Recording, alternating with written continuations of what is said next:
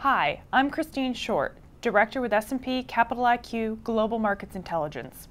In this week's Lookout Report, we provide a recap of first quarter earnings season. The first quarter earnings season is a wrap, with final growth for S&P 500 companies coming in at 3.4%, in the 3 to 4% range that Global Markets Intelligence predicted at the beginning of the season.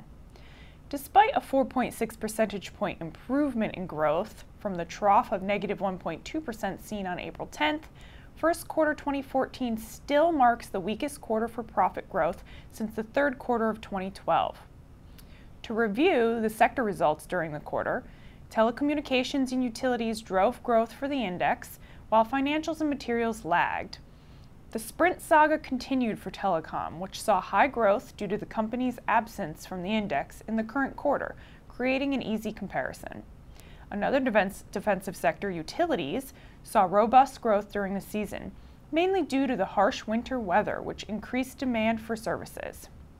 It's no surprise at this point that financial companies were the biggest laggards during the quarter. Big misses from JPMorgan Chase and Bank of America drove the sector further into the red, with Bank of America expecting losses to extend into the second quarter. In fact, the ex-financials growth rate for the S&P 500 is much improved at 6.2%, showing how heavily the sector weighed on the overall index.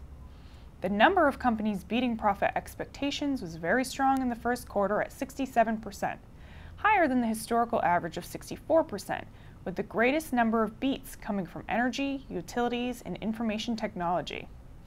Regardless of this fact, company-issued guidance has been primarily negative. Of the 493 companies that have reported, 117 have issued guidance for the next quarter. 103 of those have been negative, 13 positive, and only 1 in line. This produces a negative to positive ratio of 7.9. the second highest figure since the fourth quarter of 2013, with a negative to positive ratio of 8. Revenues for the quarter came in at 4%, still below the 15-year average of 6%, but a great improvement from the results of the last 2 years. This is the first time since the second quarter of 2012 that sales growth outpaced bottom-line results.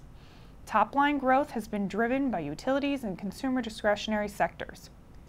Only 7 S&P 500 companies are left to report for the first quarter, with the final report expected to come from Kroger on June 19th. After that, attention will turn to the second quarter season, set to begin when Alcoa reports on July 8th. I'm Christine Short, and thank you for tuning in to this week's edition of the Lookout Report.